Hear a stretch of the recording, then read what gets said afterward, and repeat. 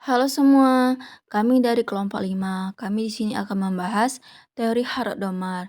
Nama-nama anggota kelompok kami adalah 1. Angela Damayanti, 2. Dimas Imam Zarkasi, 3. Indah Lestari, 4. Jihan Sintia, yang kelima ada Karsi, 6. M. Kevin Erlangga, 7. Neni Noparia, lalu yang ke-8 Rani Soraya, dan yang terakhir Reni Mardiana. Baik, langsung saja ke daftar isi. Daftar isi yang pertama adalah profil Harod-Domar, lalu yang ketiga adalah latar belakang, keempat teori Harod-Domar, kelima asumsi teori Harod-Domar, lalu yang keenam adalah titik perbedaan teori Harod-Domar, 7 fungsi produksi Harod-Domar, lalu yang kedelapan ada kelebihannya, kesembilan ada kelemahan, lalu 10 contoh dari teori Harod-Domar, ke-11 adalah negara-negara yang menggunakan teori Harod-Domar, ke-12 adalah hubungan investasi dan pertumbuhan ekonomi menurut teori Harod-Domar. Lalu yang ke-13 adalah cara membaca model Harod-Domar, keempat adalah perbedaan antara teori Harod-Domar dan teori neoklasik lainnya. Yang kelima adalah kurva fungsi teori Harod-Domar. Lalu yang keenam adalah kesimpulan. Baik, langsung saja ke materi. Profil Harrod. Roy Harrod lahir 13 Februari 1900 di London, Inggris. Sir Henry Roy Forbes Harrod adalah seorang ekonom Inggris yang memberikan kontribusi besar pada bidang ekonomi makro. Dia membangun di atas teori penentuan pendapatan Keynes dan mengembangkan model Harrod-Domar. Roy Harrod adalah siswa yang cerdas dan menerima beasiswa sepanjang tahun muridnya. Awalnya, ia ingin menggarap filsafat, tetapi kemudian memilih ekonomi. Saat belajar di Universitas Cambridge, ia berada di bawah pengaruh John Maynard Keynes dan kedua ekonom itu menjalin persahabatan yang berlangsung sampai kematian lelaki yang lebih tua itu. Faktanya, Harrod adalah salah satu dari sedikit anak yang darinya Keynes meminta komentar ketika dia menulis bukunya yang terkenal, General Theory. Harrod mengambil alih dirinya untuk menyebarkan Keynesianisme baik dalam lingkaran ekonomi maupun politik. Namun, kontribusinya sendiri sama pentingnya, dia menerbitkan banyak makalah yang sebagian besar terkait dengan pertumbuhan ekonomi. Dia juga melakukan penelitian tentang mata uang dan inflasi. Diyakini dia akan memenangkan hadiah Nobel seandainya dia hidup lebih lama. Namun, pemerintah Inggris menghormatinya dengan gelar kesatria. Baik, selanjutnya tentang profil Domar. Domar atau dengan nama asli Evsei David Domar lahir pada tanggal 16 April 1914 di kota Polandia Lodz yang termasuk wilayah Rusia pada saat itu. Evsei David Domar meninggal pada April 1997 di Rumah Sakit Emerson di Concord. Evsei David Domar merupakan seorang ekonom Amerika Rusia yang terkenal sebagai co-author dari model Harrod-Domar. Dia meraih gelar Bachelor of Arts dari UCLA pada tahun 1939, gelar Master of Science dari University of Michigan di tahun 1940, kemudian gelar Master of Science dari University Harvard pada tahun 1943 dan gelar Doktor dari Harvard University pada tahun 1947. Evsei David Domar adalah seorang ekonom Keynesian. Dia telah membuat kontribusi dalam 3 bidang utama ekonomi. Yang pertama, sejarah ekonomi, yang kedua, ekonomi komparatif, dan yang ketiga, pertumbuhan ekonomi. Pada tahun 1946, ia memunculkan gagasan bahwa pertumbuhan ekonomi berfungsi untuk meringankan defisit dan utang nasional. Selama Perang Dingin, dia juga menjadi seorang ahli ekonomi Soviet, namun ia paling terkenal bersama dengan ekonomi Inggris Roy Forbes Harrod secara independen mengembangkan apa yang telah menjadi dan dikenal sebagai model pertumbuhan ekonomi Harrod-Domar. Latar belakang dari teori Harrod-Domar. Sebelum membahas lebih jauh mengenai teori-teori dari Harold Domar, harus mengetahui apa sih latar belakang dari teori tersebut. Berbicara mengenai masalah ekonomi dari satu periode ke periode berikutnya, perkembangan ekonomi itu senantiasa menjadi pokok pembicaraan yang menarik. Nah, oleh karena itu muncullah berbagai tokoh-tokoh ekonomi yang mengemukakan berbagai pendapatnya, di mana salah satunya ialah Harold dan Domar. Harold pertama kali merumuskan konsep tentang dinamika pertumbuhan sekitar tahun 1930 dan 1940-an, di mana ide-idenya dalam dinamika pertumbuhan penduduk ini juga dikemukakan dalam bukunya yang berjudul Towards a Dynamic Economy pada tahun 1948. Sedangkan Domar sendiri merupakan seorang ekonomi Keynesian. Pada tahun 1946, ia memunculkan gagasan bahwa pertumbuhan ekonomi itu berfungsi untuk meringankan defisit dan utang nasional. Jadi, dalam teori Harold Domar ini merupakan perluasan dari analisa teori sebelumnya, yaitu teori Keynes, di mana mengenai kegiatan ekonomi nasional dan masalah penggunaan tenaga kerja, analisa Keynes ini dianggap kurang karena tidak menyinggung persoalan mengatasi masalah-masalah ekonomi dalam jangka panjang. Kemudian dibuatlah analisis atau teori Harold Domar ini dengan tujuan untuk menutupi kelemahan dari teori Keynes tersebut. Kemudian Harold Domar pun sependapat dengan Keynes bahwa pertambahan produksi dan pendapatan nasional bukan ditentukan oleh pertambahan dalam kapasitas memproduksi masyarakat, tetapi oleh kenaikan pengeluaran masyarakat. Jadi, dengan demikian, walaupun kapasitas itu memproduksi bertambah, pendapatan nasional baru akan bertambah dan pertumbuhan ekonomi tercipta apabila pengeluaran masyarakat itu mengalami kenaikan jika dibandingkan dengan masa-masa sebelumnya. Teori Harold Domar. Teori ini dikembangkan oleh Sir Roy F. Harold dan F. C. Domar. Teori ini melengkapi teori Keynes yang dianggap kurang lengkap karena tidak membicarakan ekonomi dalam jangka panjang. Dalam analisis Keynes, pada perekonomian dua sektor, yaitu rumah tangga dan investasi dapat menentukan pendapatan nasional. Maka pada teori Harold Domar menyempurnakan teori Keynes bahwa akibat investasi yang dilakukan tersebut pada masa berikutnya, kapasitas barang-barang modal dalam perekonomian akan bertambah.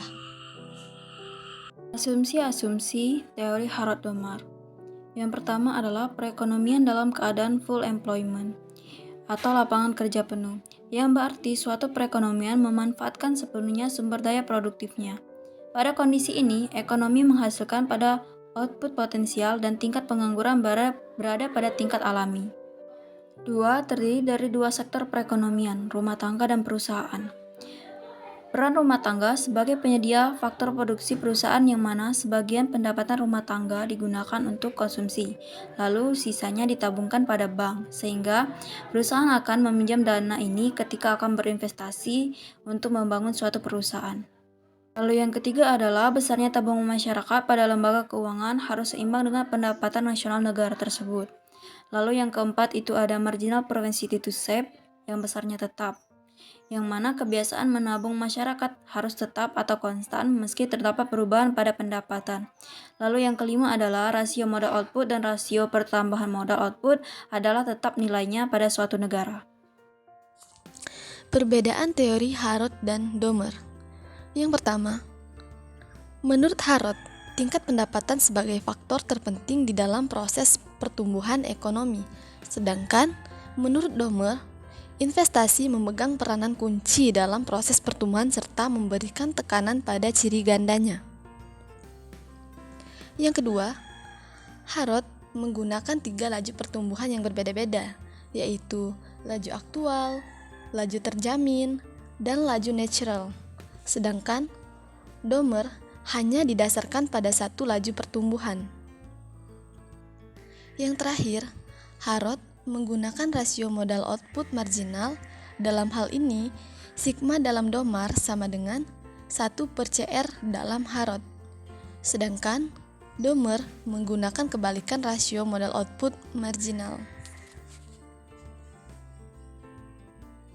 Fungsi produksi Harrod-Domar. Harrod dan Domar menjelaskan bagaimana penawaran agregat meningkat. Dalam hal ini, investasi membawa dua pengaruh. Di sisi permintaan, agregat atau pelaku usaha membelanjakan lebih banyak. Di sisi lain adalah penawaran agregat atau bertambahnya investasi akan meningkatkan cadangan modal dan karena itu bisnis memproduksi lebih banyak pada periode selanjutnya. Karena itu, kita perlu menambah fungsi produksi alfa dikali dengan K, di mana A adalah produktivitas modal, delta Y atau delta K yang bersifat konstan. Sekarang kita bisa menentukan bagaimana perubahan tingkat modal juga berpengaruh terhadap perubahan pendapatan yang ditunjukkan delta Y sama dengan alfa dikali delta K. Yang perlu diketahui adalah bagaimana modal bertambah, perubahan itu ditunjang oleh bisnis dan juga investasi pemerintahan. Berarti delta Y sama dengan A dikali delta K. Diasumsikan bahwa modal tidak berkurang dengan sendirinya atau tidak ada depresiasi. Kembali ke kondisi equilibrium, kita dapat memperoleh model untuk jangka panjang. S, Y sama dengan A sama dengan delta K. Kita tahu bahwa delta K sama dengan delta Y atau A. Maka berarti S dikali Y sama dengan I dikali A sama dengan delta K. Delta K sama dengan delta Y dibagi A. S dikali Y sama dengan delta Y dibagi A. S dikali A sama dengan delta Y dibagi Y. Delta Y dibagi Y sama dengan Y atau tingkat pertumbuhan PDB. Kelebihan teori Harrod-Domar. Kilas balik dalam teori Keynes yang hanya fokus kepada kekurangan pengeluaran masyarakat, yang mana hal ini tidak memberikan solusi ekonomi jangka panjang.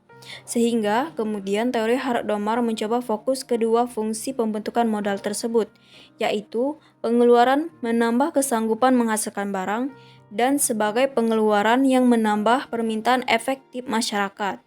Yang apabila jika suatu saat akan dilakukan pembentukan modal, maka perekonomian akan lebih sanggup untuk menghasilkan barang-barang produksi lebih besar.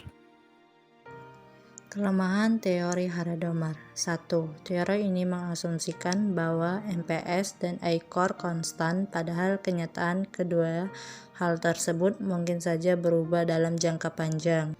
Kedua yaitu asumsi bahwa tenaga kerja dan modal dipergunakan dalam proporsi yang tepat, tidak dapat dipertahankan. Pada umumnya, tenaga kerja dapat menggantikan modal dan perekonomian dapat bergerak lebih mulus. Dalam kenyataannya, pergerakan ini tidaklah stabil. Yang ketiga, sulit sekali dan bahkan hampir tidak mungkin mempertahankan asumsi harga tetap konstan, karena kenyataan perubahan harga sangat mungkin tidak terjadi. Yang keempat yaitu suku bunga tidak bisa dianggap konstan. Suku bunga dapat saja berubah dan pada akhirnya mempengaruhi investasi. Contoh dari teori Harrod-Domar. Sebelum masuk ke contoh, kita harus mengetahui dalam penanaman modal yang dilakukan masyarakat dalam satu waktu tertentu itu digunakan untuk dua tujuan, di mana yang pertama untuk mengganti alat-alat modal yang tidak dapat digunakan lagi, dan yang kedua untuk memperbesar jumlah alat-alat modal yang tersedia dalam masyarakat. Nah, oleh sebab itu dalam membandingkan jumlah pertambahan produksi dengan penanaman modal yang dilakukan akan diperoleh dua macam nilai, di mana nilai pertama itu perbandingan di antara seluruh tambahan produksi yang diciptakan dalam satu tahun tertentu yang diciptakan oleh seluruh penanaman modal dengan jumlah modal yang ditanamkan. Maka apabila kita misalkan dalam satu tahun itu penanam modalnya sebesar 1 miliar rupiah, maka akan menghasilkan produksi sebesar 300 juta dalam setiap tahunnya. maka dapat dilihat perbandingan di antara jumlah produksi dengan jumlah modal yang ditanam itu sebesar 300 juta per 1 miliar rupiah itu sebesar 0,3. Tetapi, anggaplah apabila dimisalkan pada waktu sebelumnya alat-alat modal yang baru sepenuhnya digunakan, maka perekonomian tersebut tidak akan dapat mencapai pertambahan produksi sebesar 300 juta. Alasannya kenapa? Karena sebagian alat-alat modal yang lama tidak akan menghasilkan barang-barang lagi. Nah, misalnya, akibat dari penyusutan alat-alat modal yang lama, alat-alat modal yang tersisa atau alat-alat modal lama yang belum disusutkan hanya sanggup menghasilkan sebesar 50 juta rupiah. Lebih rendah kan daripada kalau kita menganggap bahwa tidak ada penyusutan. Maka dengan adanya penanaman modal sebesar 1 miliar yang sanggup menghasilkan produksi sebesar 300 juta rupiah, perekonomian tersebut akan maksimal hanya dapat menaikkan produksi sebanyak 250 juta rupiah. Maka dengan hal ini, dari kedua perbandingan di antara jumlah pertambahan produksi dengan penanaman modal yang dilakukan, kita dapat menyimpulkan sebagai alfa adalah 250 juta per 1 miliar, maka dapat hasil sebesar 0,25, di mana nilai alfa tadi disebutkan sebagai rasio produksi modal dan merupakan kebalikan dari rasio modal produksi, atau di mana dalam modal produksi tersebut terdapat capital output ratio. Capital output ratio adalah nilai yang lebih dipentingkan dalam analisa Harrod-Domar, di mana nilai tersebut menunjukkan pertambahan yang lebih efektif kapasitas memproduksi suatu negara yang ditimbulkan oleh penanaman modal baru yang dilakukan dalam 1 tahun tertentu. Berdasarkan penjelasan tersebut dari contoh tersebut, maka pertambahan kapasitas alat-alat modal yang efektif yaitu setelah dikurangi adanya penyusutan.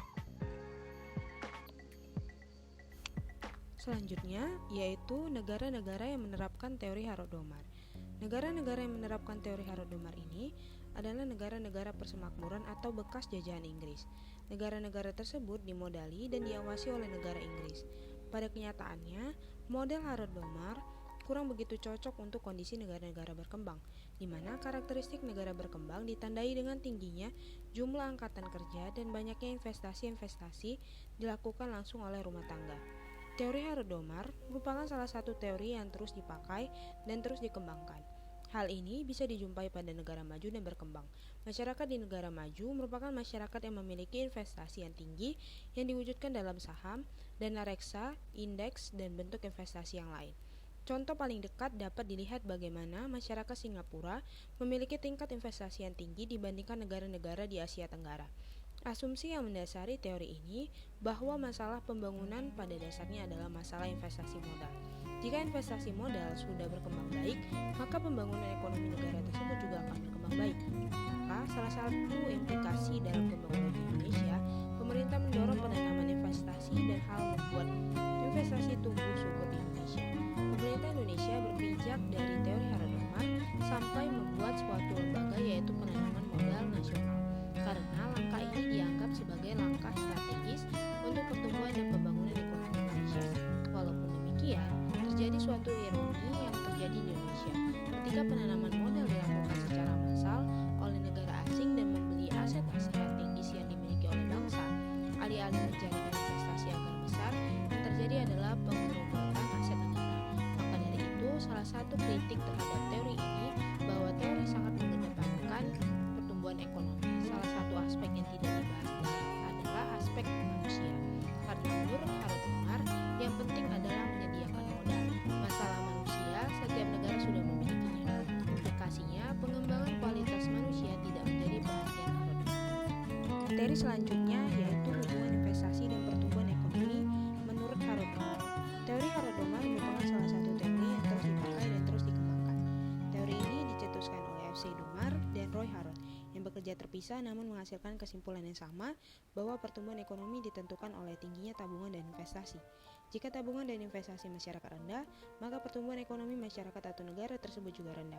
Sebagian ahli ekonomi memandang pembentukan investasi merupakan salah satu faktor penting yang memainkan peran vital terhadap pertumbuhan dan pembangunan ekonomi suatu negara. Berdasarkan teori ini, terdapat pengaruh positif antara kegiatan investasi dengan proses pertumbuhan ekonomi dalam suatu negara.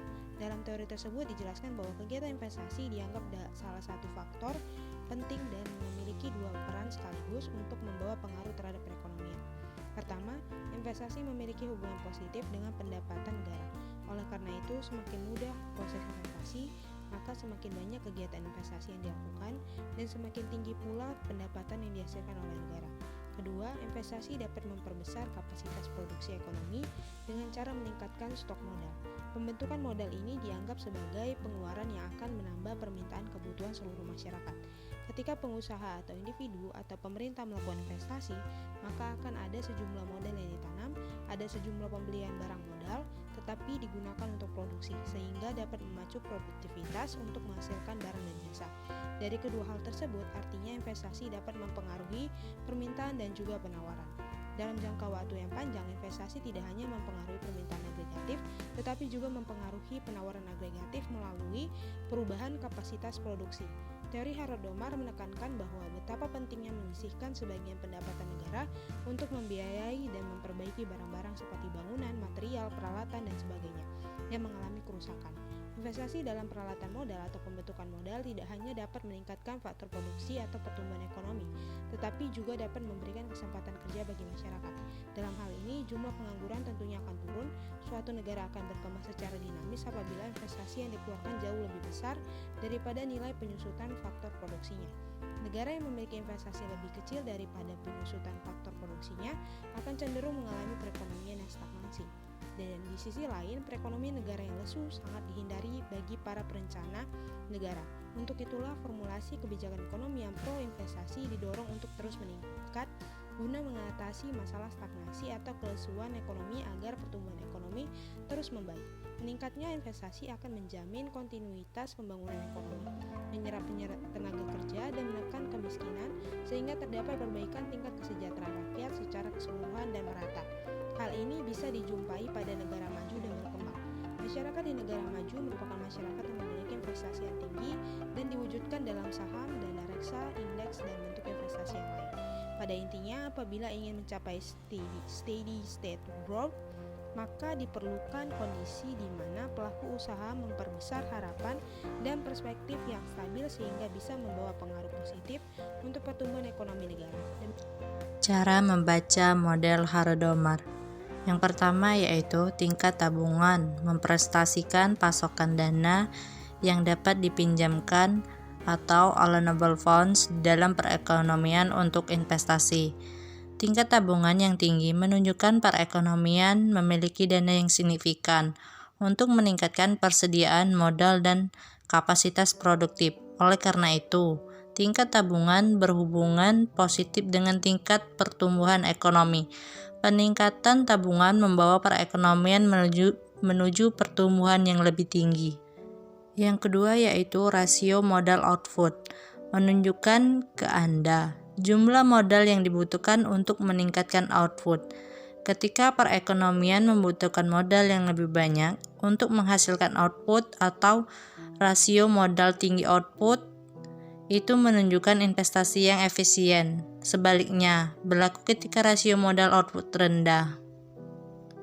Yang ketiga yaitu tingkat tabungan berkorelasi positif dengan persediaan modal. Tingkat tabungan yang lebih tinggi memungkinkan investasi modal yang lebih besar. Pandangan antara teori neoklasik dan teori Harrod-Domar. Untuk teori neoklasik sendiri, yang pertama, pandangan ini yang didasari oleh anggapan klasik bahwa perekonomian akan tetap mengalami tingkat pengerjaan penuh atau full employment dan kapasitas peralatan modal akan tetap sepenuhnya digunakan sepanjang waktu. Yang kedua, permintaan masyarakat tidak menentukan laju pertumbuhan, tetapi tergantung pada pertambahan penawaran faktor produksi dan tingkat kemajuan teknologi. Yang ketiga, nilai rasio modal produksi dapat mengalami perubahan. Yang keempat, untuk menciptakan sejumlah produksi tertentu dapat menggunakan berbagai jumlah barang modal yang berbeda dan dikombinasikan dengan tenaga kerja yang jumlahnya berbeda-beda pula sesuai dengan kebutuhan. Sedangkan untuk teori Harrod-Domar, yang pertama, pandangan ini didasari oleh teori dari Keynes. Yang kedua, penanaman modal mempunyai fungsi ganda, yaitu untuk menambah kapasitas barang modal dan untuk mempertinggi keseluruhan pengeluaran masyarakat. Yang ketiga, nilai rasio modal produksi diasumsikan tetap. Yang keempat, hanya terdapat satu gabungan tertentu modal dan tenaga kerja untuk menghasilkan sejumlah produksi tertentu. Baik, materi terakhir yaitu tentang kurva dan fungsi produksi Harrod-Domar. Nah, pada kurva di layar, fungsi produksinya itu adalah berbentuk L karena sejumlah modal hanya dapat menciptakan suatu tingkat output tertentu atau modal dan tenaga kerja yang tidak substitutif. Nah, untuk menghasilkan output sebesar Q1 pada kurva, maka diperlukan modal sebesar K1 dan tenaga kerja sebesar L1. Dan apabila kombinasi itu berubah, maka tingkat output pun akan berubah. Nah, untuk output sebesar Q2, misalnya hanya dapat diciptakan jika stok modal sebesar K2. Nah, menurut Harrod-Domar juga, setiap perekonomian dapat menyisihkan suatu proporsi tertentu dari pendapatan nasionalnya jika hanya untuk menggantikan barang-barang modal seperti gedung-gedung, peralatan, material yang rusak. Namun demikian, untuk menumbuhkan perekonomian tersebut diperlukan investasi-investasi baru sebagai tambahan stok modal.